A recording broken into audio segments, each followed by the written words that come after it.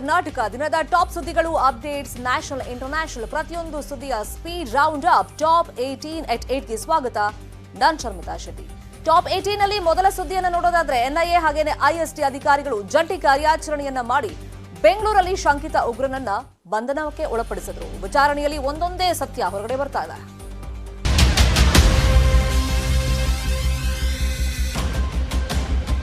ಶ್ರೀಮಂತ ಕುಟುಂಬದಲ್ಲಿ ಧರ್ಮದ ಕಿಚ್ಚು ಹುಚ್ಚು. ತನಿಖೆಯಲ್ಲಿ ಶಂಕಿತನ ಸಿರಿಯಾ ಸೀಕ್ರೆಟ್ ಔಟ್. ಸೋಷಿಯಲ್ ಮೀಡಿಯಾದಲ್ಲಿ ಫುಲ್ ಆಕ್ಟಿವ್. ಡಾರ್ಕ್ ವೆಬ್ ಮೂಲಕ ಆಲ್ ಖೈದಾ ಸಂಪರ್ಕ. ಮಾರ್ಚ್ 10ಕ್ಕೆ ಇರಾಕ್ಗೆ ಹೋಗಲು ಟಿಕೆಟ್ ಬುಕ್. ಮನೆಯಲ್ಲಿರೋ ವಸ್ತುಗಳೆಲ್ಲವೂ OLX ನಲ್ಲಿ ಸೇಲ್.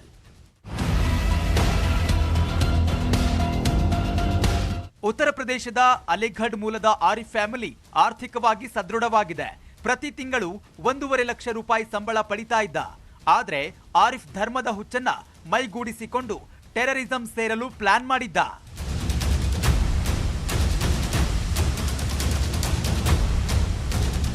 ಹೆಂಡತಿ ಮಕ್ಕಳನ್ನ ಬಿಟ್ಟು ಉಗ್ರ ಸಂಘಟನೆ ಸೇರಲು ಮುಂದಾಗಿದ್ದ ಆರಿಫ್ ಸಿರಿಯಾಗೆ ಹಾರಲು ಪ್ಲಾನ್ ಮಾಡಿ ಮಾರ್ಚ್ 10ಕ್ಕೆ ಫ್ಲೈಟ್ ಟಿಕೆಟ್ ಬುಕ್ ಮಾಡಿದ್ದ. ಆದ್ರೆ ಅದು ಒನ್ ಸೈಡ್ ಮಾಡಿರೋದ್ರಿಂದ ಆತನ ಮೇಲೆ ನಿಗಾ ಇಟ್ಟಿದ್ದ ಅಧಿಕಾರಿಗಳಿಗೆ ಇದ್ದ ಅನುಮಾನ ಕನ್ಫರ್ಮ್ ಆಗಿತ್ತು. ಸದ್ಯ ಆರಿಫ್ನನ್ನ ಹೆಚ್ಚಿನ ವಿಚಾರಣೆ ನಡೆಸ್ತಾ ಇರೋ ಅಧಿಕಾರಿಗಳು ಆತನ ಸಂಪರ್ಕದಲ್ಲಿ ಇನ್ನು ಯಾರ್ಯಾರಿದ್ದಾರೆ ಅನ್ನೋದನ್ನ ಪತ್ತೆ ಹಚ್ಚುತ್ತಿದ್ದಾರೆ. Manjunath N, crime bureau, news 18 Bengaluru. ಚುನಾವಣೆ ಅಂದ್ರೇನೆ ಹಾಗೆ. ಮತ ಸೆಳೆಯೋದಕ್ಕೆ ತೀರ್ಥಯಾತ್ರೆ, ಗಿಫ್ಟ್, ಕ್ಯಾಶ್ ಎಲ್ಲವನ್ನು ಕೊಡ್ತಾರೆ. ಅದರಲ್ಲೂ ಯುವಕರನ್ನ ಸೆಳೆಯೋದಕ್ಕೆ ರಾಜಕೀಯ ಪಕ್ಷಗಳು ಇನ್ನಿಲ್ಲದ ಹರಸಾಹಸ ಪಡ್ತಾ ಇವೆ. ಅದೇನು ಅಂತೀರಾ? ಸ್ಟೋರಿ ನೋಡಿ.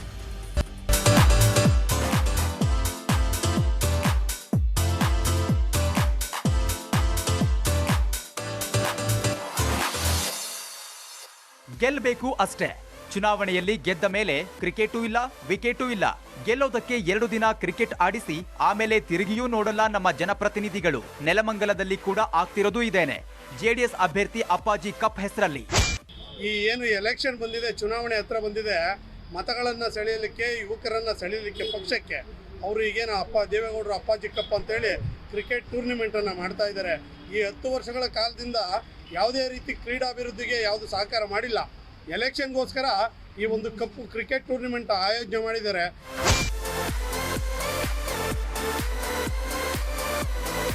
ಇವರು ಹೇಳ್ತಿರೋದ್ರಲ್ಲೂ ನ್ಯಾಯ ಇದೆ. ಈ ಹಿಂದೆ ಕಾಂಗ್ರೆಸ್ನಿಂದ NPL ಟೂರ್ನಮೆಂಟ್ ಆಯೋಜನೆ ಮಾಡಿದ್ದು ಕಾಂಗ್ರೆಸ್ ಯುವ ಮತದಾರರನ್ನ ಸೆಳೆಯಲು ಯತ್ನ ಮಾಡಿತ್ತು. ಈಗ ಅದೇ ಕೆಲಸವನ್ನ JDS ಮಾಡ್ತಾ ಇದೆ.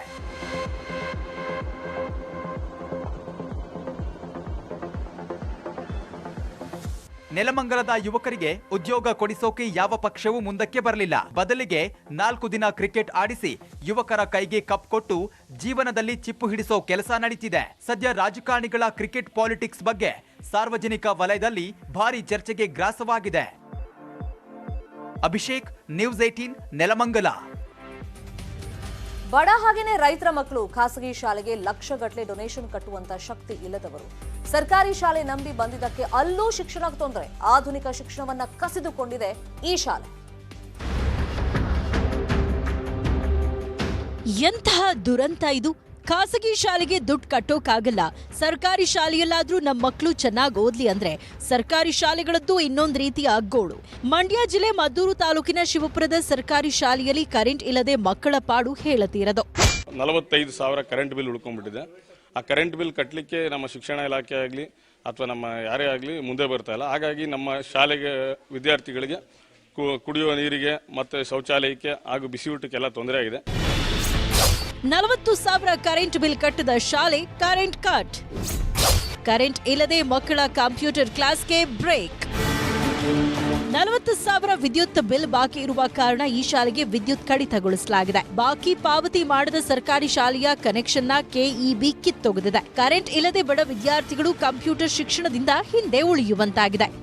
ರೈತರ ಮಕ್ಕಳು ಮತ್ತೆ ಕೂಲಿ ಕಾರ್ಮಿಕರ ಮಕ್ಕಳು ಬರ್ತಾ ಇದ್ದಾರೆ. 1000 ಹತ್ರ KEB ಬಿಲ್ ಇತ್ತು. ನಾವು ಇದಕ್ಕೆ BO ಕೇಳಿದ್ರೆ ನಾವು ಎಲ್ಲಿಂದ ಮಾಡೋಕ್ಕಾಗಲ್ಲ, ಹೆಡ್ ಮಾಸ್ಟ್ರೇ ಕಟ್ಟಬೇಕು, ಆ ಸಾಲ ನಿರ್ವಹಣಾ ಇದ್ರಲ್ಲಿ ಅಂತಾರೆ. ಅದೇನೇ ಹೇಳಿ ಸರ್ಕಾರದ ನಡೆ ಬಡ ಮಕ್ಕಳ ಭವಿಷ್ಯಕ್ಕೆ ಮುಳ್ಳಾಗಿರೋದಂತೂ ಸುಳ್ಳಲ್ಲ. ಇನ್ಮುಂದೆಯಾದ್ರೂ ಸಮರ್ಪಕ ಅನುದಾನ ನೀಡುವ ಮೂಲಕ ಸರ್ಕಾರಿ ಶಾಲೆಯನ್ನ ಉಳಿಸಿ ಬೆಳೆಸೋ ಕಾರ್ಯವನ್ನ ರಾಜ್ಯ ಸರ್ಕಾರ ಮಾಡಬೇಕಿದೆ. ಸುನೀಲ್ ಗೌಡ, ನ್ಯೂಸ್ 18 ಮಂಡ್ಯ. ಕೃಷಿಕರದ್ದು ಒಂದೇ ಬೇಡಿಕೆ, ಸರ್ಕಾರ ಬೆಂಬಲ ಬೆಲೆ ಕೊಡ್ಲಿ ಅಂತ. ಪ್ರತಿ ಬಾರಿ ಬೆಳೆ ಬೆಳೆದಾಗಲೆಲ್ಲ ರೇಟ್ ಸರಿಯಾಗಿ ಸಿಗದೆ ರೈತರು ಲಾಸ್ಗೆ ಒಳಗಾಗ್ತಾರೆ. ಈ ಬಾರಿ ಈ ಸರದಿ ಕಡಲೆ ಬೆಳೆಗಾರರದ್ದು. ಹಿಂಗಾರು ಬೆಳೆಯಾಗಿರುವ ಕಡಲೆಯನ್ನ ರೈತರು ಈಗ ಕಟಾವು ಮಾಡಿ ರಾಶಿ ಮಾಡಿದ್ದಾರೆ. ಈ ಸಂದರ್ಭದಲ್ಲಿ ಕಡಲೆ ಮಾರಾಟ ಮಾಡಲು ಮಾರುಕಟ್ಟೆಗೆ ಹೋದ್ರೆ ಅಲ್ಲಿ ಬೆಲೆ ಕುಸಿತವಾಗಿದೆ. ಇದರಿಂದಾಗಿ ರೈತರು ಮಾಡಿರುವ ಖರ್ಚು ಸಹ ಬರೋದಿಲ್ಲ. ಇದು ಕೊಪ್ಪಳ ಜಿಲ್ಲೆಯಲ್ಲಿ ಕಡಲೆ ಬೆಳೆಯುವ ರೈತರ ಗೋಳಾಗಿದೆ. ಖರೀದಿ ಕೇಂದ್ರ ತೆರೆಯಲು ನಾವು ಎಷ್ಟು 2 ಸಲ ಮನವಿ ಸರ್ಕಾರಕ್ಕೆ ಕೊಟ್ಟರು ಇನ್ನೂವರೆಗೆ ಖರೀದಿ ಕೇಂದ್ರ ತೆರೆದಿಲ್ಲ. ಇವತ್ತು ರೈತರು ಏನ್ ಮಾಡಕತ್ತಾರೆ, 1 ಎಕರೆಗೆ 30,000 ರೂಪಾಯಿಲಿಂದ 35,000 ರೂಪಾಯಿ ತನಕ ಖರ್ಚು ಮಾಡ್ಯಾರ. ಆಳಿನ ಕೂಲಿ ಹೆಚ್ಚಾಗೈತಿ, ಗೊಬ್ಬರ ಬೀಜದಿಂದ ಹೆಚ್ಚಾಗೈತಿ. ಕೊಪ್ಪಳ ಜಿಲ್ಲೆಯಲ್ಲಿ ಈ ಬಾರಿ ಉತ್ತಮ ಮಳೆಯಾಗಿದ್ರಿಂದ ನಿಗದಿಗಿಂತ ಅಧಿಕ ಪ್ರಮಾಣದಲ್ಲಿ ಕಡಲೆ ಬಿತ್ತನೆ ಮಾಡಿದ್ದಾರೆ. ಪ್ರತಿ ಹೆಕ್ಟೇರ್ ಪ್ರದೇಶಕ್ಕೆ 10 ಕ್ವಿಂಟಾಲ್ ಕಡಲೆ ಇಳುವರಿ ಬರಲಿದೆ ಅಂತ ಅಂದಾಜಿಸಲಾಗಿದೆ. ಕೇಂದ್ರ ಸರ್ಕಾರ ಈ ಬಾರಿ ಕಡಲೆಯನ್ನ 5,335 ರೂಪಾಯಿಗೆ ಬೆಂಬಲ ಬೆಲೆ ಘೋಷಣೆ ಮಾಡಿದೆ. ಜಿಲ್ಲೆಯಲ್ಲಿ ಬೆಂಬಲ ಬೆಲೆ ಖರೀದಿ ಕೇಂದ್ರ ತೆರೆಯಲು ಸರ್ಕಾರಕ್ಕೆ ಪ್ರಸ್ತಾವನೆ ಸಲ್ಲಿಸಲಾಗಿದೆ. ಕಡಲೆ ಖರೀದಿ ಕೇಂದ್ರ ಮತ್ತು ತೊಗರೆ ಖರೀದಿ ಕೇಂದ್ರ ಬಗ್ಗೆ ಈಗಾಗಲೇ ನಮ್ಮ ಜಿಲ್ಲೆಯಲ್ಲಿ ಎಷ್ಟು ಬೆಳೆ ಬೆಳೀತಾ ಇದೆ, ಎಷ್ಟು ಈ ಖರೀದಿ ಕೇಂದ್ರಗಳನ್ನು ಓಪನ್ ಮಾಡಲಿಕ್ಕೆ ನಾವು ಪ್ರಸ್ತಾವನೆ ಈಗಾಗಲೇ ಸಲ್ಲಿಸಿದ್ದೀವಿ. ಕೇಂದ್ರ ಸರ್ಕಾರಕ್ಕೆ ಆಲ್ರೆಡಿ ಕಳಿಸಿದ್ದಾರೆ. ಹಲ್ಲಿದ್ದವನಿಗೆ ಕಡಲೆ ಇಲ್ಲ, ಕಡಲೆ ಇದ್ದವನಿಗೆ ಹಲ್ಲಿಲ್ಲ ಎಂಬ ಗಾದೆ ಮಾತು ಇಲ್ಲಿ ಸತ್ಯವಾಗ್ತದೆ. ಬೆಂಬಲ ಬೆಲೆ ಖರೀದಿ ಕೇಂದ್ರ ಆರಂಭಿಸಿದ್ರೆ ಮಾತ್ರ ರೈತ ಕೊಂಚ ಲಾಭ ನೋಡೋದಕ್ಕೆ ಸಾಧ್ಯ. ಶರಣಪ್ಪ ಬಾಚಲಾಪುರ, ನ್ಯೂಸ್ 18 ಕೊಪ್ಪಳ. ಕೃಷಿ ಹೊಂಡಗಳು ರೈತರಿಗೆ ವರದಾನ ಆಗ್ತಾ ಇವೆ. ಆದರೆ ಬೀದರ್ನಲ್ಲಿ ಈ ಮಹತ್ವಾಕಾಂಕ್ಷಿ ಯೋಜನೆ ಹಳ್ಳ ಹಿಡಿತಾ ಇದೆ. 9,000ಕ್ಕೂ ಹೆಚ್ಚು ಕೃಷಿ ಹೊಂಡಗಳು ಉಪಯೋಗ ಆಗದೆ ಪಾಳು ಬಿದ್ದಿವೆ. ಸರ್ಕಾರಿ ಯೋಜನೆಗಳ ಅಸಲಿಯತ್ತಿದು. ಆರಂಭ ಮಾಡೋದು, ಅರ್ಧಕ್ಕೆ ಕೈ ಬಿಟ್ಟು ಬೆನ್ ಹಾಕಿ ಕುಳಿತು ಬಿಡೋದು. ಬೀದರ್ ಜಿಲ್ಲೆಯಲ್ಲಿ ತೆಗೆದ ಕೃಷಿ ಹೊಂಡಗಳ ಕಥೆ ಇದು. 2016-17ರಲ್ಲಿ 2,485 ಕೃಷಿ ಹೊಂಡ ತೋಡಲಾಗಿದೆ. 2017-18ರಲ್ಲಿ 2,800 ಕೃಷಿ ಹೊಂಡ ತೋಡಲಾಗಿದೆ. 2019ರಲ್ಲಿ 2,000 ಕೃಷಿ ಹೊಂಡ ತೋಡಲಾಗಿದೆ. ಪ್ರಸ್ತುತ ಬೀದರ್ನಲ್ಲಿ 9,624 ಕೃಷಿ ಹೊಂಡಗಳಿವೆ. ಬಹುತೇಕ ಹೊಂಡಗಳಲ್ಲಿ ನೀರಿಲ್ಲದೆ ಪಾಳು ಬಿದ್ದಿದೆ. 9,624 ಕೃಷಿ ಹೊಂಡಗಳನ್ನ ರೈತರ ಹೊಲದಲ್ಲಿ ಕೃಷಿ ಇಲಾಖೆಯ ವತಿಯಿಂದ ಕೃಷಿ ಭಾಗ್ಯ ಯೋಜನೆಯಡಿ ತೋಡಲಾಗಿದೆ. 90% ಸಬ್ಸಿಡಿಯಲ್ಲಿ ಕೃಷಿ ಹೊಂಡ ನಿರ್ಮಾಣ ಮಾಡಿಕೊಡಲಾಗಿದೆ. ಕೆಲವು ರೈತರು ಕೃಷಿ ಹೊಂಡಗಳನ್ನ ಚೆನ್ನಾಗಿಯೇ ಬಳಸಿಕೊಂಡಿದ್ದಾರೆ. ಒಂದು 15ರಿಂದ 20 ಸಾವಿರ ಮೀನುಗಳನ್ನು ಬಿಟ್ಟಿದ್ದೀನಿ. ಮೀನುಗಾರರೆಲ್ಲ ನಮ್ಮ ಹತ್ರ ಬಂದು ನಾವೇ ತೊಗೊಂಡು ಹೋಗ್ತೀವಿ ಸರ್, 200 ರೂಪಾಯಿ 1 kg ಕೊಡಿ ಅಂತ ಕೇಳ್ತಾ ಇದ್ದಾರೆ. 10 ಲಕ್ಷದಿಂದ 15 ಲಕ್ಷ ರೂಪಾಯಿ ಸಂಪಾದನೆ ಮಾಡಬೇಕು. ಕೃಷಿ ಹೊಂಡದಲ್ಲಿ ನೀರು ನಿಲ್ತಾನೆ ಇಲ್ಲ. ಇದರಿಂದ ರೈತರಿಗೆ ಕೃಷಿ ಹೊಂಡಗಳು ಇದ್ದೂ ಇಲ್ಲದಾದಂತಹ ಸ್ಥಿತಿ ನಿರ್ಮಾಣವಾಗಿದೆ. ಈ ಹೊಂಡಗಳಲ್ಲಿ ನೀರು ಜಾಸ್ತಿ ಇಂಗಬಾರ್ದು ಅಂತ ಹೇಳಿ ಟಾರ್ಪಾಲಿನೂ ಕೊಡ್ತಿದ್ವಿ, ಸ್ಪ್ರಿಂಕ್ಲರ್ ಸೆಟ್ ಕೊಡ್ತಿದ್ವಿ. ಕೃಷಿ ಇದು ಮಾಡಕ್ಕೂ ನಾವು ಕೊಡ್ತಾ ಇದ್ದಿದ್ವಿ ಸರ್. 16 ಕೋಟಿ ರೂಪಾಯಿ ಸುರಿದು ರೈತರ ಹೊಲದಲ್ಲಿ ಕೃಷಿ ಹೊಂಡಗಳನ್ನ ನಿರ್ಮಾಣ ಮಾಡಲಾಗಿದೆ. ಆದ್ರೆ ಇದರ ಲಾಭ ಮಾತ್ರ ರೈತರಿಗೆ ಆಗದಿರೋದು ದುರ್ದೈವವೇ ಸರಿ. ಚಮನ್ ಹೊಸ್ಮನಿ, ನ್ಯೂಸ್ 18 ಬೀದರ್.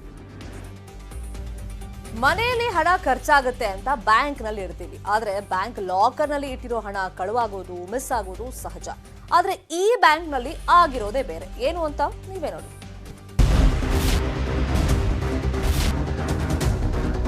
ಅಯ್ಯೋ ಭಗವಂತ, ಬ್ಯಾಂಕ್ ನಂಬಿ ಹಣ ಇಟ್ರೆ ಹಿಂಗ ಮಾಡೋದು. ಬ್ಯಾಂಕ್ನವರ ಬೇಜವಾಬ್ದಾರಿ ಹೀಗೂ ಇರುತ್ತೆ ಅನ್ನೋದನ್ನ ಊಹಿಸಿರೋದಕ್ಕೂ ಸಾಧ್ಯವಿಲ್ಲ. ರಾಜಸ್ಥಾನದ ಪಂಜಾಬ್ ನ್ಯಾಷನಲ್ ಬ್ಯಾಂಕ್ನಲ್ಲಿ ಘಟನೆ. ಸುನಿತಾ ಎಂಬುವವರ ಬ್ಯಾಂಕ್ ಲಾಕರ್ 265ರಲ್ಲಿ ಗೆದ್ದಲು. 2,15,000 ರೂಪಾಯಿ ಮೌಲ್ಯದ ನೋಟುಗಳು, ಆಸ್ತಿಪತ್ರ ನಾಶ. ಬಟ್ಟೆ ಚೀಲದಲ್ಲಿಟ್ಟಿದ್ದ ಅಷ್ಟೂ ಹಣವನ್ನ ತಿಂದ ಗೆದ್ದಲು ಹುಳ. ವರ್ಷಾನುಗಟ್ಟಲೆ ಲಾಕರ್ ಬಗ್ಗೆ ಗಮನ ಹರಿಸದ ಬ್ಯಾಂಕ್.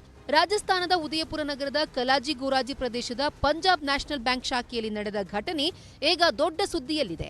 ಸುನಿತಾ ಮೆಹ್ತಾ ಎಂಬುವರು ಬ್ಯಾಂಕ್ ಲಾಕರ್ನಲ್ಲಿ 2 ಲಕ್ಷ ರೂಪಾಯಿಗಳನ್ನ ಬಟ್ಟೆ ಚೀಲದಲ್ಲಿ ಹಾಗೂ 15,000 ರೂಪಾಯಿಗಳನ್ನ ಹೊರಭಾಗದಲ್ಲಿ ಇಟ್ಟಿದ್ದರು. ಹಣವನ್ನ ಹಿಂಪಡೆಯಲೆಂದು ಬ್ಯಾಂಕ್ಗೆ ಹೋದಾಗ ತಮ್ಮ ಹಣವನ್ನ ಗೆದ್ದಲು ಹುಳುಗಳು ತಿಂದಿರುವುದು ಗಮನಕ್ಕೆ ಬಂದಿದೆ.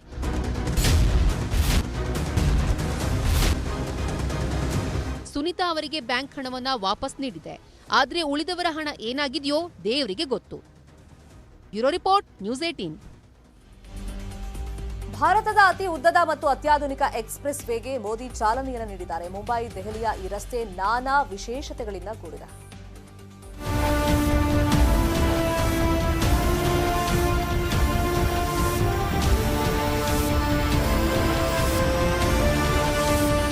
ಪ್ರಧಾನಮಂತ್ರಿ ನರೇಂದ್ರ ಮೋದಿ ಚಾಲನೆ ಕೊಟ್ಟಿರೋ ರಸ್ತೆ ಇದು. ಬರೋಬ್ಬರಿ 246 ಕಿಲೋಮೀಟರ್ ಉದ್ದವಿರೋ ಈ ರಸ್ತೆ ನಾನಾ ವಿಶೇಷತೆಗಳನ್ನ ಹೊಂದಿದೆ. ದೆಹಲಿ ಮುಂಬೈ ಎಕ್ಸ್‌ಪ್ರೆಸ್ ಸದ್ಯದ ಉದ್ದ 246 ಕಿಲೋಮೀಟರ್. ದೆಹಲಿ ಜೈಪುರ ಪ್ರಯಾಣಕ್ಕೆ 5 ಗಂಟೆ ಬದಲು 3.5 ಗಂಟೆ ಸಾಕು. 12,150 ಕೋಟಿ ರೂಪಾಯಿ ಖರ್ಚು. 1,386 ಕಿಲೋಮೀಟರ್ ಎಕ್ಸ್‌ಪ್ರೆಸ್ ವೇ. ಪ್ರಾಣಿಗಳ ಓಡಾಟಕ್ಕೆ 3 ಅಂಡರ್ ಪಾಸ್ ನಿರ್ಮಾಣವಾಗಿದೆ. ಕಾಡು ಪ್ರಾಣಿ ಸಂಚಾರಕ್ಕೆ 7 ಓವರ್ ಪಾಸ್ ನಿರ್ಮಿಸಲಾಗಿದೆ. ರಸ್ತೆಯ 2 ಬದಿಯಲ್ಲಿ 20 ಲಕ್ಷ ಮರಗಳನ್ನ ಬೆಳೆಸೋ ಗುರಿ. ರಸ್ತೆಯುದ್ದಕ್ಕೂ 94 ಯಾತ್ರಿಕರ ವಿಶ್ರಾಂತಿ ಗೃಹ ನಿರ್ಮಾಣ. ವಿಶ್ರಾಂತಿ ಗೃಹದಲ್ಲಿ ಸ್ಥಳೀಯ ವ್ಯಾಪಾರಕ್ಕೆ ಹೆಚ್ಚಿನ ಒತ್ತು. ದೇಶದಲ್ಲೇ ಮೊದಲ ಬಾರಿಗೆ ಹೈವೇಯಲ್ಲಿ ಹೆಲಿಪ್ಯಾಡ್ ನಿರ್ಮಾಣ. ಅಮೆರಿಕ ಬಿಟ್ರೆ ಭಾರತದಲ್ಲೇ ಈ ರೀತಿಯ ರಸ್ತೆ ಹೊಂದಿದ ದೇಶ.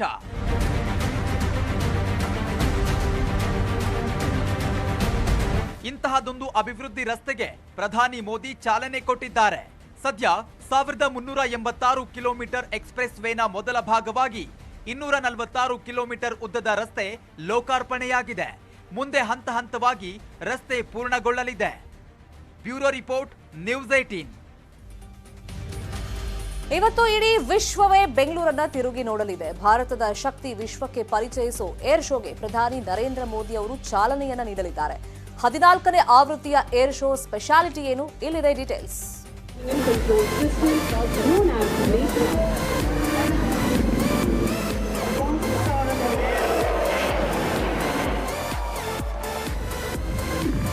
ವಿಶ್ವವಿಖ್ಯಾತ ಏರ್ ಶೋಗೆ ಇಂದು ಚಾಲನೆ ಸಿಗಲಿದೆ.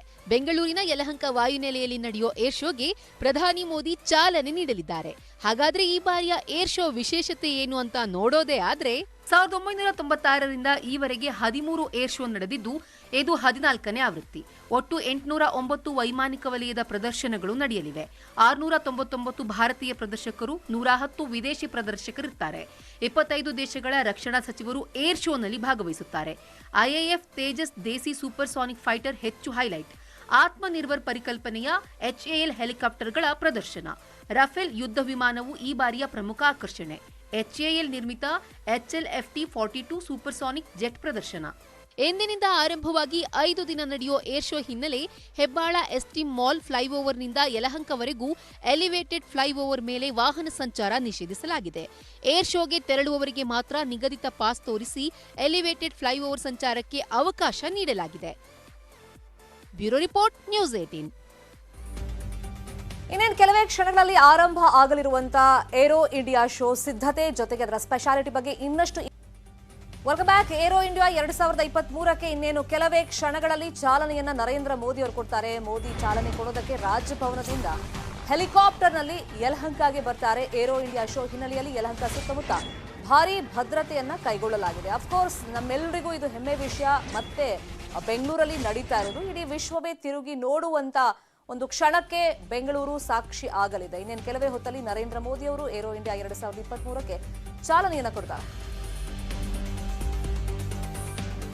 ಸೊ ಈ ಬಾರಿಯ ಏರೋ ಇಂಡಿಯಾ ಸ್ಪೆಷಾಲಿಟಿ ಏನು, ಸಿದ್ಧತೆ ಹೇಗಿದೆ, ಇದ್ರ ಬಗ್ಗೆ ಇನ್ ಡೀಟೇಲ್ ಆಗಿ ಇನ್ಫಾರ್ಮೇಶನ್ ಅನ್ನ ಕೊಡೋದಕ್ಕೆ ಸ್ಥಳದಿಂದ ನೇರ ಸಂಪರ್ಕದಲ್ಲಿ ಜಾಯಿನ್ ಆಗಿದ್ದಾರೆ ನಮ್ಮ ಡೆಪ್ಯೂಟಿ ನ್ಯೂಸ್ ಎಡಿಟರ್ ರಾಘವೇಂದ್ರ ಗುಡಿ. ಒಂದ್ ಕಡೆ ಹೆಮ್ಮೆಯ ವಿಷಯ, ಮತ್ತೊಂದ್ ಕಡೆ ನಾವು ನೋಡೋದಾದ್ರೆ ರಕ್ಷಣಾ ವಲಯದಲ್ಲಿ ಹೆಚ್ಚಿನ ಬಂಡವಾಳ ಹೂಡಿಕೆ ನಿರೀಕ್ಷೆ, ಜೊತೆಗೆ ಈ ಮೇಕ್ ಇನ್ ಇಂಡಿಯಾ ಕಾನ್ಸೆಪ್ಟ್ಗೆ ಎಷ್ಟು ಪೂರಕವಾಗಿದೆ ಏರೋ ಇಂಡಿಯಾ ಶೋ ಎಕ್ಸ್ಪ್ಲೈನ್ ಮಾಡ್ಕೊಂಡು ಹೋಗೋದಾಗ.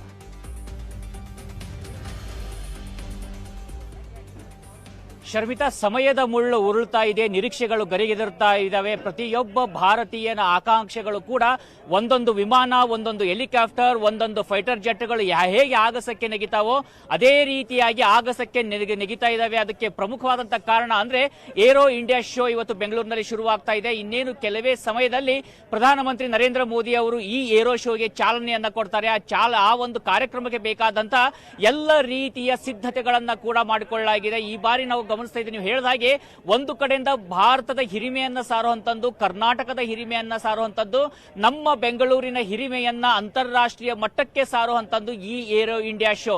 ಯಾಕಂದ್ರೆ ಈ ಬಾರಿ ಕೂಡ ಈ ಏರೋ ಇಂಡಿಯಾ ಶೋದಲ್ಲಿ ಸ್ಟೇಟ್ ಆಫ್ ಆರ್ಟ್ ಅಂತ ನಾವೇನ್ ಹೇಳ್ತೀವಿ, ಸ್ಟೇಟ್ ಆಫ್ ಆರ್ಟ್ ಇಕ್ವಿಪ್ಮೆಂಟ್ಸ್ ಗಳು ಕೇವಲ ಭಾರತ ಏರ್ಫೋರ್ಸ್ ಮಾತ್ರ ಅಲ್ಲ, ಅಮೆರಿಕ ಏರ್ಫೋರ್ಸ್ ಇರ್ಬೋದು, ರಷ್ಯನ್ ಏರ್ಫೋರ್ಸ್ ಇರ್ಬೋದು, ಸಾಕಷ್ಟು ಅಂತಾರಾಷ್ಟ್ರೀಯ ಮಟ್ಟದಲ್ಲಿ ಸಾಕಷ್ಟು ಉತ್ತಮವಾಗಿರ್ತಕ್ಕಂಥ ಒಂದು ಅಂದ್ರೆ ಸ್ಟೇಟ್ ಆಫ್ ಆರ್ಟ್ ಏರ್ಕ್ರಾಫ್ಟ್ ಗಳನ್ನ ಹೊಂದಿರತಕ್ಕಂಥ ದೇಶಗಳು ಕೂಡ ಈ ಬಾರಿಯಲ್ಲಿ ಪಾಲ್ಗೊಳ್ತಾ ಇದ್ದಾವೆ. ವಿಶೇಷ ಅಂತ ನೋಡೋದಾದ್ರೆ ಈ ಬಾರಿ 98ರಿಂದ 99 ದೇಶಗಳ ಪ್ರತಿನಿಧಿಗಳು ಪಾಲ್ಗೊಳ್ಳುವಂತ ನಿರೀಕ್ಷೆಗಳಿದ್ದಾವೆ. ಸಾಕಷ್ಟು ನಾವು ಕೂಡ ಗಮನಿಸ್ತಾ ಇದ್ದೀವಿ. ಈಗ ನಮ್ಮ ಹಿಂದೆ ನಾವು ನೋಡ್ತಿರ್ಬೋದು, ಇಲ್ಲಿ ಬಿಳಿ ಬಣ್ಣದ ಚೇರ್ಗಳಿದಾವಲ್ಲ, ಆ ಚೇರ್ಗಳಲ್ಲಿ ವಿಭಿನ್ನ ದೇಶಗಳ ಡಿಪ್ಲೊಮ್ಯಾಟ್ಸ್ ಗಳು ಬರ್ತಾ ಇದ್ದಾರೆ, ಮಿಲಿಟರಿ ಆಫೀಸರ್ಸ್ ಗಳು ಬರ್ತಾ ಇದ್ದಾರೆ, ಮಿಲಿಟರಿ ಚೀಫ್ ಗಳು ಕೂಡ ಬಂದು ಅಲ್ಲಿ ಆಸೀನರಾಗ್ತಾ ಇದ್ದಾರೆ. ಅಲ್ಲಿ ಮುಂದೆ ಇರ್ತಕ್ಕಂಥ ಒಂದು ಸ್ಟೇಜ್ ಏನಿದೆ, ಆ ಸ್ಟೇಜ್ ನಲ್ಲೇ ಪ್ರಧಾನಮಂತ್ರಿ ನರೇಂದ್ರ ಮೋದಿ ಅವರು ಬರುವಂತದ್ದು, ಅಲ್ಲೇ ಅವರು ಕಾರ್ಯಕ್ರಮಕ್ಕೆ ಚಾಲನೆಯನ್ನ ಕೊಡ್ತಾರೆ. ಇನ್ನು ನೀವು ಹೇಳಿದ ಹಾಗೆ ಹೂಡಿಕೆ ವಿಚಾರಕ್ಕೆ ಬಂದಾಗ, ಇದರಿಂದ ಆಗುವಂತ ಉದ್ಯೋಗಾವಕಾಶಗಳ ಸೃಷ್ಟಿ ವಿಚಾರಕ್ಕೆ ಬಂದಾಗಲೂ ಕೂಡ ನಾವು ಸಾಕಷ್ಟು ಪ್ರಮುಖವಾಗಿರ್ತಕ್ಕಂಥ ಅಂಶ ಇದು. ಯಾಕಂದ್ರೆ ಇತ್ತೀಚೆಗಷ್ಟೇ HALಗೆ ಸಂಬಂಧಪಟ್ಟ ಹಾಗೆ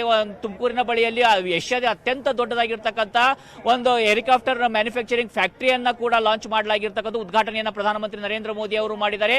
ಅದೇ ರೀತಿಯಾಗಿ ಈ ಬಾರಿ ತೇಜಸ್ MKI ಸಂಬಂಧಪಟ್ಟ ಆಗಿರ್ಬೋದು, ಆತ್ಮನಿರ್ಭರ್ ಭಾರತ್ ಥೀಮ್ ಏನಿದೆ, ಈ ಬಾರಿಯ ಏರೋ ಶೋದ ಪ್ರಮುಖ ಆಕರ್ಷಣೆ ಆಗಿರ್ತಕ್ಕಂಥದ್ದು. ಯಾಕಂದ್ರೆ ಇವತ್ತು ಈ ನಮ್ಮ ಭಾರತದ್ದೇ ಆಗಿರ್ತಕ್ಕಂಥ ಅದು ಹೆಚ್ಚಾಗಿ ಅದು HAL ನಿರ್ಮಿತವಾಗಿರ್ತಕ್ಕಂಥ ತೇಜಸ್ ಏನಿದೆ, ತೇಜಸ್ MKI-1 ಏನಿದೆ, ಅದರ ಬಗ್ಗೆ ಸಾಕಷ್ಟು ನಿರೀಕ್ಷೆಗಳಿದ್ದಾವೆ. ಅದಕ್ಕೆ ಸಾಕಷ್ಟು ಬೇಡಿಕೆಗಳು ಅಂತಾರಾಷ್ಟ್ರೀಯ ಮಟ್ಟದಿಂದನೂ ಬಂದಿರತಕ್ಕಂಥದ್ದು, ಫ್ರೆಂಡ್ಲಿ ನೇಷನ್ಸ್ ಗಳಿಂದ ಬಂದಿದೆ. ಯಾಕಂದ್ರೆ ಅದರ ಒಂದು ವಿಶೇಷತೆ ಏನಂತ ನೋಡೋದಾದ್ರೆ, ಒಂದು ಸೈಜ್ ನಲ್ಲಿ ಮೂರ್ತಿ ಚಿಕ್ಕದಾದ್ರೂ ಕೀರ್ತಿ ದೊಡ್ಡದಂತಾರಲ್ಲ ಶರ್ಮಿತಾ, ಅದೇ ರೀತಿಯಾಗಿ ಈ ತೇಜಸ್ ನ ಒಂದು ವಿಶೇಷತೆ ಇರ್ತಕ್ಕಂಥದ್ದು. ಯಾಕಂದ್ರೆ ಈ ಒಂದು ತೇಜಸ್ ಒಂದು ಸೈಜ್ ನಲ್ಲಿ ಅತ್ಯಂತ ಚಿಕ್ಕದಾಗಿರ್ತಕ್ಕಂಥದ್ದು. ಈಗ ನಾವು ರಫೇಲ್ಗೆ ಹೋಲಿಸಿದಾಗ, Su-30 MKI ಹೋಲಿಸಿದಾಗ, ಅಥವಾ F-35ಗೆ ಹೋಲಿಸಿದಾಗ ಅದರ ಒಂದು ಸೈಜ್ ಏನಿದೆ ಚಿಕ್ಕದಾಗಿರ್ತಕ್ಕಂಥದ್ದು. ಆದ್ರೆ ಅದರ ಸಾಮರ್ಥ್ಯ ಚಿಕ್ಕದಲ್ಲ, ತೇಜಸ್ನ ಸಾಮರ್ಥ್ಯ ದೊಡ್ಡ ಮಟ್ಟದಲ್ಲಿ ಆಗಿರ್ತಕ್ಕಂಥದ್ದು. ಯಾಕಂದ್ರೆ ಅದು ಸೂಪರ್ಸಾನಿಕ್ ವೇಗದಲ್ಲಿ ಸಾಗುತ್ತೆ. ಅಂದ್ರೆ ನಮ್ಮ ಧ್ವನಿಗಿಂತನೂ ಸುಮಾರು 1.6 ಪಟ್ಟಿನಷ್ಟು ವೇಗವಾಗಿ ಚಲಿಸುವಂತದ್ದು ತೇಜಸ್. ಜೊತೆಗೆ ಸಾಕಷ್ಟು ಪೇಲೋಡ್ಸ್ ಗಳು ಅಂದ್ರೆ ಬಾಂಬ್ ಗಳಿರಬಹುದು, ಮಿಸೈಲ್ಸ್ ಗಳಿರಬಹುದು, ಅಥವಾ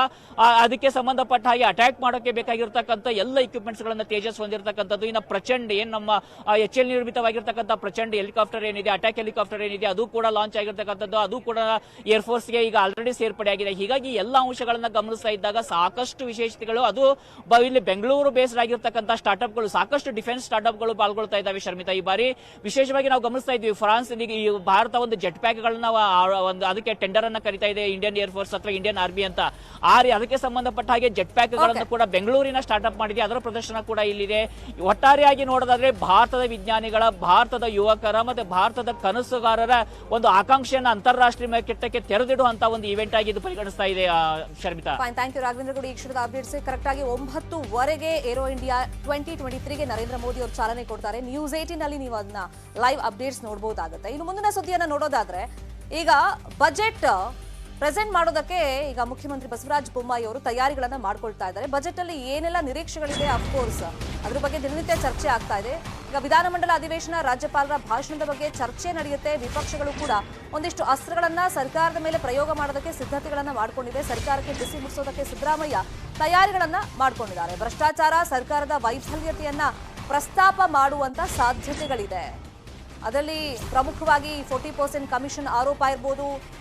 ಜೊತೆಗೆ ಈಗ ಎಲೆಕ್ಷನ್ ಹತ್ರ ಬರ್ತಾ ಇರೋದ್ರಿಂದ ಸರ್ಕಾರ ಏನೆಲ್ಲ ಭ್ರಷ್ಟಾಚಾರದಲ್ಲಿ ತೊಡಗಿದೆ ಅಂತ ಆರೋಪಗಳು ಕೇಳಿ ಬರ್ತಾ ಇತ್ತು. ಎಲ್ಲದರ ಬಗ್ಗೆ ಇವಾಗ ಅಸ್ತ್ರವನ್ನ ಪ್ರಯೋಗ ಮಾಡೋದಕ್ಕೆ ವಿಪಕ್ಷಗಳು ತಯಾರಿ ಮಾಡ್ಕೊಂಡಿವೆ. ಇದೇ ವಿಷಯವಾಗಿ ಮತ್ತಷ್ಟು ಇನ್ಫಾರ್ಮೇಶನ್ ಕೊಡೋದಕ್ಕೆ ನೇರ ಸಂಪರ್ಕದಲ್ಲಿ ಜಾಯ್ನ್ ಆಗಿದ್ದಾರೆ ನಮ್ಮ political bureau head Chidanand Patel. Chidanand Patel, ಈಗ ಸಹಜವಾಗಿ ಬಜೆಟ್ ಅದು ಅನುಷ್ಠಾನಕ್ಕೆ ಬರುತ್ತಾ ಇಲ್ವಾ, ಎಲೆಕ್ಷನ್ ಡೇಟ್ ಅನೌನ್ಸ್ ಆದ್ಮೇಲೆ ಅದೊಂದು ಚರ್ಚೆ ನಡೀತಾ ಇದೆ. ಅಟ್ ದ ಸೇಮ್ ಟೈಮ್ ಈಗ ಸದನದ ಒಳಗೆ ಯಾವೆಲ್ಲ ಅಸ್ತ್ರಗಳನ್ನ ಪ್ರಯೋಗ ಮಾಡೋದಕ್ಕೆ ವಿಪಕ್ಷದವರು, ಅದರಲ್ಲೂ ಸಿದ್ದರಾಮಯ್ಯ ತಯಾರಿ ಮಾಡ್ಕೊಂಡಿದ್ದಾರೆ?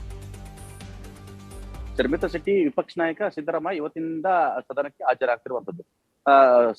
ಸದನದಲ್ಲಿ ಅಂದ್ರೆ ಜಂಟಿ ಅಧಿವೇಶನ ಉದ್ದೇಶಿಸಿ ರಾಜ್ಯಪಾಲರು ಭಾಷಣವನ್ನು ಮಾಡಿದ್ರು. ಈ ಸಂದರ್ಭದಲ್ಲಿ ಸರ್ಕಾರದ ಹಲವಾರು ಯೋಜನೆಗಳ ಬಗ್ಗೆ ಪ್ರಸ್ತಾಪನೆ ಮಾಡೋದು, ಅದು ವಸತಿ ಇಲಾಖೆ ಇರ್ಬೋದು, ಬೇರೆ ಬೇರೆ ಇಲಾಖೆಗಳ ಬಗ್ಗೆ ಸರ್ಕಾರದ ಸಾಧನೆಗಳನ್ನ ಅನಾವರಣಗೊಳಿಸಿದ್ರು. ಜೊತೆಗೆ ಪ್ರಧಾನಿ ನರೇಂದ್ರ ಮೋದಿ ಅವರ ಬಜೆಟ್ ಅನ್ನ ಮುನ್ನೋಟವನ್ನು ಇಟ್ಕೊಂಡು ಇದು ಅಮೃತ ಕಾಲ ಅನ್ನೋ ಒಂದು ಪದವನ್ನು ಕೂಡ ಬಳಸಿದ್ರು. ಆ ಮುಖಾಂತರ ರಾಜ್ಯದಲ್ಲಿ ಅತಿ ಹೆಚ್ಚು ಕಾಮಗಾರಿಗಳಾಗಿವೆ, ಯೋಜನೆಗಳಾಗಿವೆ ಅನ್ನೋ ಮಾತನ್ನು ಕೂಡ ಹೇಳಿದ್ರು. ಒಟ್ಟಾರೆ ಈ ಒಂದು ರಾಜ್ಯಪಾಲರ ಭಾಷಣದ ಸಂಬಂಧಪಟ್ಟ ಹಾಗೆ ವಂದನಾ ನಿರ್ಣಯದ ಮೇಲೆ ಇವತ್ತು ವಿಪಕ್ಷ ನಾಯಕ ಸಿದ್ದರಾಮಯ್ಯ ಮಾತನಾಡಿದ್ದಾರೆ. ಪ್ರಮುಖವಾಗಿ ರಾಜ್ಯಪಾಲರ ಭಾಷಣವನ್ನು ಅದು ಸಪ್ಪೆ ಭಾಷಣ ಅಂತ ಹೇಳಿದ್ರು, ಸರ್ಕಾರದ ಅನೇಕ ಭ್ರಷ್ಟಾಚಾರ ತೊಡಗಿದೆ ಅಂತ ಹೇಳಿ ಗಂಭೀರ ಆರೋಪ ಈಗಾಗಲೇ ಮಾಡಿರುವಂತದ್ದು. ಅದೇ ರೀತಿ ಇವತ್ತು ಸದನದಲ್ಲೂ ಕೂಡ ಅಬ್ಬರಿಸಲಿರ್ತಕ್ಕಂಥ ವಿಪಕ್ಷಗಳು ಪ್ರಮುಖವಾಗಿ ಈಗಾಗಲೇ 40% ಆರೋಪ, ಅಂದ್ರೆ ಸರ್ಕಾರದ ವಿರುದ್ಧ ಕೆಂಪಣ್ಣ ಟೀಮ್ 40% ಆರೋಪವನ್ನು ಮಾಡಿರೋದು ಒಂದ್ ಕಡೆ ಆದ್ರೆ, ಮತ್ತೊಂದು ಕಡೆ ಸ್ಯಾಂಟರ್ ರವಿ ಪ್ರಕರಣ, ಮತ್ತೊಂದು ಕಡೆ PSI ಸ್ಕ್ಯಾಮ್ ಇರ್ಬೋದು, ಅಲ್ಲದೆ ಹಲವಾರು ಹಗರಣಗಳನ್ನ ಬೆಳಕು ಚೆಲ್ಲುವ ಮುಖಾಂತರ ಈ ಅಧಿವೇಶನ ಈ ಸರ್ಕಾರದ ಕೊನೆಯ ಅಧಿವೇಶನ ಆಗಿದ್ದರಿಂದ ಸರ್ಕಾರದ ವಿರುದ್ಧ ಹರಿಹಾಯಲು ಎಲ್ಲಾ ರೀತಿಯ ತಯಾರಿ ಮಾಡ್ತಿರುವಂತ ಆ ಮುಖಾಂತರ ಜನರಿಗೆ ಈ ಸರ್ಕಾರ ಭ್ರಷ್ಟಾಚಾರದ ಸರ್ಕಾರ ಮತ್ತು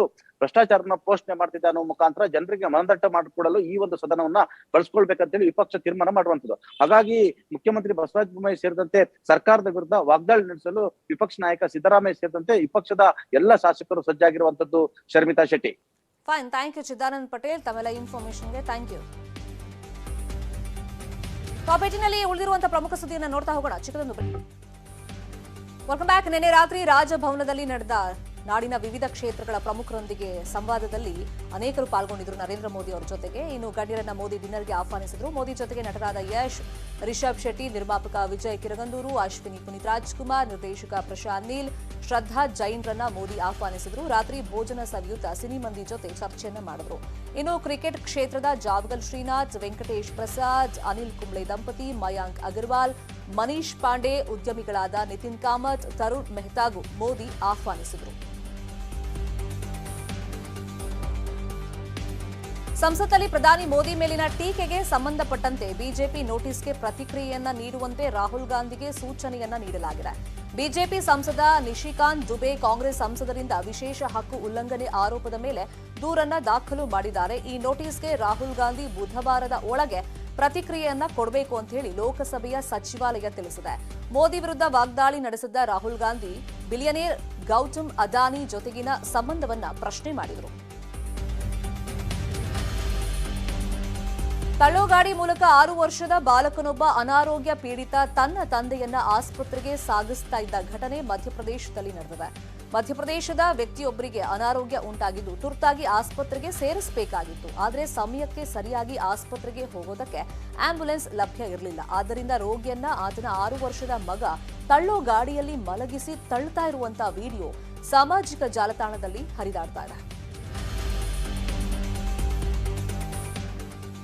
ಟರ್ಕಿ ಸಿರಿಯಾದಲ್ಲಿ ಭೂಕಂಪನದಿಂದ ಮೃತಪಟ್ಟವರ ಸಂಖ್ಯೆ 28,000 ದಾಟಿದೆ. ಈ ಎಲ್ಲ ಬೆಳವಣಿಗೆಗಳ ನಡುವೆ ಹಲವು ಮಾನವೀಯ ಘಟನೆಗಳು ಅನಾವರಣಗೊಳ್ತಾ ಇವೆ. ಹೌದು, ಭೂಕಂಪ ಸಂಭವಿಸಿದ ಸಂದರ್ಭದಲ್ಲಿ ಆಸ್ಪತ್ರೆಯೊಂದರಲ್ಲಿ ಕೆಲಸ ಮಾಡುವಂತ ನರ್ಸ್ಗಳು ತಮ್ಮ ಜೀವದ ಹಂಗನ್ನ ತೊರೆದು ಐಸಿಯು ಘಟಕದಲ್ಲಿದ್ದಂತ ನವಜಾತ ಶಿಶುಗಳನ್ನ ರಕ್ಷಿಸೋ ಮೂಲಕ ಮಾನವೀಯತೆಯನ್ನ ಮೆರೆದಿದ್ದಾರೆ. ಬ್ರೆಜಿಲ್ನ ರಿಯೋ ಡಿ ಜನೈರೊದಲ್ಲಿರುವಂತಹ 100 ಅಡಿ ಎತ್ತರದ ಏಸು ಕ್ರಿಸ್ತನ ಪ್ರತಿಮೆಗೆ ಅತ್ಯಂತ ಶಕ್ತಿಶಾಲಿ ಸಿಡಿಲೊಂದು ಬಡಿದಿದೆ. ಬ್ರೆಜಿಲ್ ಕರಾವಳಿಗೆ ಅಪ್ಪಳಿಸಿದಂತಹ ಫ್ಲಾಶ್ ಚಂಡಮಾರುತ ಈಗಾಗಲೇ ರಿಯೋ ಡಿ ಜನೈರೋದಲ್ಲಿ ಅವಾಂತರಗಳನ್ನು ಸೃಷ್ಟಿ ಮಾಡಿದೆ. ಈ ಮಧ್ಯೆ ಭಾರೀ ಸಿಡಿಲೊಂದು ಏಸು ಕ್ರಿಸ್ತನ ಪ್ರತಿಮೆಗೆ ಅಪ್ಪಳಿಸಿದೆ. ಏಸು ಕ್ರಿಸ್ತನ ಪ್ರತಿಮೆಗೆ ಸಿಡಿಲು ಬಡಿದಿರುವಂತಹ ಫೋಟೋಗಳು ಸಾಮಾಜಿಕ ಜಾಲತಾಣದಲ್ಲಿ ವೈರಲ್ ಆಗ್ತವೆ. 3 ದಿನಗಳ ಕಾಲ ನಡೆದಂತಹ ಲಕ್ಕುಂಡಿ ಉತ್ಸವಕ್ಕೆ ತೆರೆ ಬಿದ್ದಿದೆ. ಗದಗ ತಾಲೂಕಿನ ಲಕ್ಕುಂಡಿಯ ದಾನ ಚಿಂತಾಮಣಿ ಅತ್ತಿಮಬ್ಬೆ ವೇದಿಕೆಯಲ್ಲಿ ಸಾಂಸ್ಕೃತಿಕ ಕಾರ್ಯಕ್ರಮವನ್ನು ಆಯೋಜನೆ ಮಾಡಲಾಗಿತ್ತು. ಕಲಾವಿದರು ನಾಟಕ, ರಸಮಂಜರಿ, ಡಾನ್ಸ್ ಮೂಲಕ ಜನರನ್ನ ರಂಜಿಸಿದ್ರು. ಇನ್ನು ರೇಣುಕಾ ಯಲ್ಲಮ್ಮನ ನೃತ್ಯ, ಹಾಡು ಹಾಡುತ್ತಾ ಜೋಗತಿ ನೃತ್ಯವನ್ನ ಮಾಡಲಾಯಿತು. ಬಂಜಾರ ಸಮುದಾಯದ ಕಲಾವಿದರು ಲಂಬಾಣಿ ಡಾನ್ಸ್ ಮಾಡಿ ರಂಜಿಸಿದ್ರು. ಇನ್ನು ಕುನಾಲ್ ಗಾಂಜಾವಾಲ ಹಾಡನ್ನ ಹಾಡಿ ರಂಜಿಸಿದ್ರು. ದಕ್ಷಿಣ ಆಫ್ರಿಕಾದಲ್ಲಿ ನಡೆಯುತ್ತಿರುವಂತಹ ಮಹಿಳೆಯರ ಟಿ20 ವಿಶ್ವಕಪ್ನಲ್ಲಿ ಭಾರತ ತಂಡ ಸಾಂಪ್ರದಾಯಿಕ ಎದುರಾಳಿ ಪಾಕಿಸ್ತಾನ ತಂಡವನ್ನ ಬಗ್ಗು ಬಡಿದಿದೆ. ಮೊದಲು ಬ್ಯಾಟ್ ಮಾಡಿದಂತ ಪಾಕಿಸ್ತಾನ 20 ಓವರ್ಗಳಲ್ಲಿ 149 ರನ್ ಬಾರಿಸಿತು. 150 ರನ್ಗಳ ಟಾರ್ಗೆಟ್ ಬೆನ್ನತ್ತಿದ ಭಾರತ 3 ವಿಕೆಟ್ ಅನ್ನ ಕಳ್ಕೊಂಡು ಗುರಿಯನ್ನ ಮುಟ್ಟಿತು. ಅದರಲ್ಲೂ ಜೆಮಿಮಾ ರೋಡ್ರಿಗ್ರಸ್ ಹಾಗೂ ರಿಚಾ ಘೋಷ್ ಬ್ಯಾಟಿಂಗ್ ರಸದೌತಣವನ್ನ ಉಣಬಡಿಸಿದ್ರು. ಅರ್ಧಶತಕ ಬಾರಿಸಿದಂತ ಜೆಮಿಮಾ ಹಾಗೂ ಘೋಷ್ 58 ರನ್ ಜೊತೆಯಾಟ ಆಡಿದ್ರು.